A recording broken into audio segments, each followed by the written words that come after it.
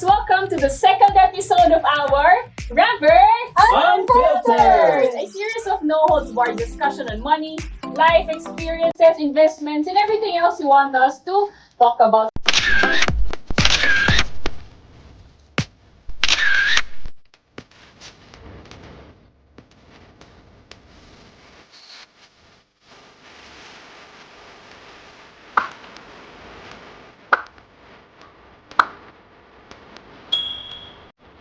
So, Miss Jo, ano bang topic natin for today? Kinakabahan ako eh. Ano nga bang topic natin? Sa pagkakaalala ko, this should be a sequel of the episode 1. And so, kung yung episode 1 is best money advice, this time, yung episode natin will talk about if you could only turn back time, what are the money mistakes that you should have avoided? Okay. Gets you ba? Yes, Sila, fire it away. Masyadong malalim yun ah. Malalim. Ano ba yun? Hugot pa So, yan. Okay. Dahil dyan, mauna ka Sila. Ayun. Sige. I volunteer. Yes. Kahit hindi nyo naituro. Oo, Okay. oo. Yung mga tipong sana nire-regret mo na hindi mo na ginawa or Nagawa mo sana. ginawa mo or pinagkagalingan mo pa. Parang ganun. So, thank you for letting me answer first. So, yung about sa topic natin last time, if you watched our video, ang topic natin dun, di ba, more on sa best advice na mabibigay natin, sa experience natin sa buhay, given different backgrounds. But I guess, to answer that, it's a start ko dun sa experience ko muna kasi para malaman yung hugot ko dun. It was, when I was young, hindi naman kami nga, di ba, lumaking mayaman. So, when I was young, pagka-Pasko, yung mga ninong-ninang, pag nagbibigay ng pera, pag 500 pesos dati, datong! Pasabi naman sa ninang, okay?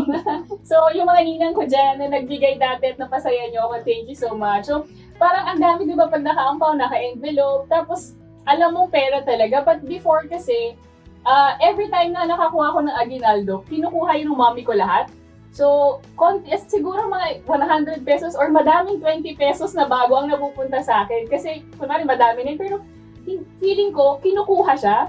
Kasi if you're young, hindi naman tinuturo na, pang-aral mo yan, pang-college mo, hindi mo maintindihan. Ang maintindihan mo lang is what you got nung araw na yun. So, when I started working sa Ramper Financials way back in 2011 and started earning, medyo greedy yung ugali ko kasi first time kong control ng sarili kong pera. I was greedy, I was not as generous as possible na sana, di ba? Hindi ako mapagbigay, talaga more on ipon, and then I didn't think of others actually. So, hindi rin pala masyado okay yun, gano'n. So, kung ibabalik yung time, I guess I would have started, tamang budgeting, tapos merong giving back na kagad kasi habit sana yun ko dati pala. Kasi right now, start pala ako sa tithing. Pero kung naumpisahan ko yun agad, naging mas generous ako. I guess I could have started tithing, it becomes a habit. Tapos, wala na lang yun, di ba? Yung pagiging wealthy natin sa industry, mas malaki yung mag-give back, di ba? So, kung hirap na hirap ka sa 100 pesos na ita-tithe o i-give back, paano kung mas malaki yung kinita mo, kaya mo ba talagang mag 10%? So, sana yung habit na yun, kasi wala naman kasi nagtuturo, kaya sabi ko dun sa last video, surround yourself with the right people talaga. Si Jason nandito, kasabay ko sa Ramper, and of course, Boss Rex and Miss Jo ang mga nag-mold sa amin ever since. So I guess, that's my advice. At saka experience ko, sabi ko sa inyo may hugot eh. Doon nang galing yung decision making ko eh. So, nakarelate ba kayo? Of course. Don't worry, Sila. Never What? too late. Never too late to be generous. Naghihintay lang kami ni Jason. Of Okay. course. So, mamaya pahingi na lang. Mga I'll give ayuda you mo. my Gcash account. Okay. Digital So tayo. modern ngayon. Yeah. Ayun. So, sino ba ang next? Ako po Excited ba? ako marinig yung mga kwento nyo naman. Salamat, Sila, sa pag-share mo ng mga ka-selfishan mo naman. Sa pag-share mo ng mga ka-selfishan mo naman. Yung pala yun. Ganito pala. We're yung maingay. Yeah, pero naiintindihan naman namin yun kasi syempre lalo na pag first time kang kumikita, tapos di ba nakakahawak ka na ng pera for the first time, parang ang dami-dami mong naiisip gawin with it and parang gusto mo talaga munang i-enjoy yun. So talagang yung tendency mo pag bata ka, tapos first time kang kumikita and nakakapag talagang ipon ng pera. Parang more on magiging selfish na. Yes. Pero saka mo lang marirealize yung importance of giving back pagka nag-age ka, di ba? Tapos marami ka ng experiences, ganyan. And yun nga. Yeah, and I think, especially yung mga parents ngayon, maganda talaga na i-educate yung mga bata para maintindihan nila para saan ba talaga yung inaalat na pera, and then maintindihan nila na hindi naman talaga ganun kadali kumita ng pera, and how they can siguro have yung mga little spoilage nila once they Nasira. Spoilage. Spoiler alert. spoiler. Diba? Ginaman. Oo. So, yun, para at least alam nila yung value over time. Ikaw naman, Jason. Anong Okay. mga, kung mababalik mo lang ang panahon, ano yung mga money mistakes na sana na-avoid mo? Yeah, I think it's more of, because by nature, ako talaga very aggressive in terms of taking so Stop. much risk. Stock mutual fund. Aggressive. So, yeah, actually, na-mention nga ni Sheila. When I started working kasi, most of my funds talaga are into investments na. So, talagang, ang nasa isip ko, kikitain ko pa naman, bata pa ako. So, talagang todo stock funds, stocks. So, volatile talaga. Kasi, high Ngayon, Oo. investor agad. high return. Talagang tagapagmana ng Yamashita. Gani. Pero, di ba, yun yung pinipreach natin na may building blocks for financial security. So, ito depende sa tao na it's either you start with protection and savings and then investments, or the other way around, savings, protection, and investment. So, I think the most important thing talaga is to build your emergency fund, because while I was building my portfolio for investments, talagang mayroon talagang sumisingit-singit na yun, mga dapat pagkagastusan, emergencies, ganyan. So, unti-unti nahuhugot na yun.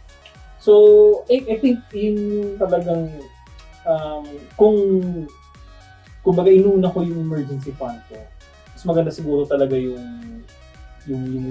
Start base from na. the bottom. Yes. So parang, now, syempre, mas na-appreciate ko yun na, talagang kahit aggressive ka, kailangan nandun ka sa, parang start to basics talaga. So, I think that's the financial lesson that I've learned over time, na talagang you really have to build your emergency fund, save ka, create a portfolio, and kailangan diversified ka talaga. So, yeah, I think that's it for me. So, wag nyo masyadong, or wag nyo tularan. Pero kung ano ka talaga, kung bata-bata, pwede ka tumulo lang kung nasa parents ka pa, no? Kung ka pa nakatira. Hindi ka pa, breadwinner. Yes, hindi ka breadwinner. Hindi ka magugutom. Eh, kung nawala lahat. So, yun lang sa akin. Thank you. Yeah. Thank you, Jason. You're welcome. Oo nga. Kung si Jason, nagpaka-aggressive ng bata, yun naman yung naging problema ko. Nung bata ako, and that was like centuries ago. No! Ang ganda naman, centuries na lang. Hindi. Parang ang feeling ko naman na naging, siguro regret ko when it comes to investing is that I became too conservative rin. So, kung si Jason, nagpaka-aggressive and he forgot to build up his emergency funds first, tapos yung kanyang mga insurance, yung mga HMO, and all that stuff. Ako naman, sobra namang conservative. So, Yeah. sobrang kabaliktaran Ano, naman ni Espanyol? Jason. So, yun. So, sobrang naging conservative that, di ba, sabi nga nila, tamang portfolioing dapat na kasi kung sobra ka rin conservative, you also get to miss out on the opportunities that there is for aggressive instruments like the stock market and equity funds, lalong-lalo na, yun nga, pag bata ka, kasi you can still afford and have that luxury of time to wait and let things grow over time pa. So ako, when I started earning, parang bulk of my money is in bond funds, sobrang conservative instruments, na yun nga, kung maibabalik ko na yung panahon, sana mas matagal akong nakapag-invest pa in equity funds or in the stock funds. Mas maaga pa sana. Kasi parang after 3 years, saka lang ako na-open yung mind ko to more aggressive instruments in the market. And if I may add, yung isa pang parang sana nire-regret ko rin na not having done nung medyo bata-bata pa ako is leveraging. Diba? Parang tinuturo lang to sa atin ni Boss Rex na parang lately ko lang siya na-realize yung talagang value niya, yung pagka, yun nga, diba, good debts, bad debts, and this is a part of the good debts na when you make use of leveraging talaga, like for example, mag-invest ka in real estate or in a good condominium project, ganyan, lalo na kung bata ka, and diba, parang marami ka nang nabiling ganun, not necessarily from your own money, from your own pocket, pero pwede kang umutang, diba, financing from different institutions. And therefore, pag nag-appreciate yung value nun, diba, imagine na lang yung impact nun sa overall wealth creation mo. So, need to na-realize yung value nun. And, yun. Kung may babalik ko lang, yung dalawang yun yung gusto ko sana medyo matweak a bit. Yeah. So, yun sa akin. Shows lang talaga na a good mix of everything talaga dapat. Oo. Hindi pwedeng todo ka dito, todo ka sa kabila. So, may repercussion talaga. And may opportunity loss. Ika nga. Yes. So, kailangan talaga good balance. Iba din ang kapag everyday ganito for magte-10 years sa amin ni Jason here, ganito everyday yung usapan.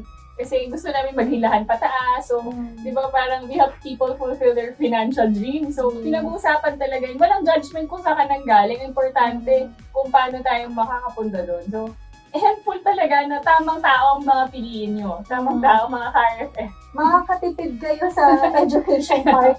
Oo. Kasi, di ba, parang yung iba na tututunan nila to siguro sa mga seminar, sa mga MBAs, pero ito talagang real life experiences, wisdom ng mga Real life wisdom. experts around You us. always have a choice. Oh. So, yun. So, yun. So, yeah. Mga KRFF. Next ano ulit? Oh. Next session ulit. Okay, so mga ka-RFF, kung marami kayo natutunan sa video na to at di ka pa nakasubscribe, click on the subscribe button below Give us a thumbs up. Click on the notification bell. and be part of our growing Remember Financials family, and we'll see you on the next video. Bye-bye. Bye!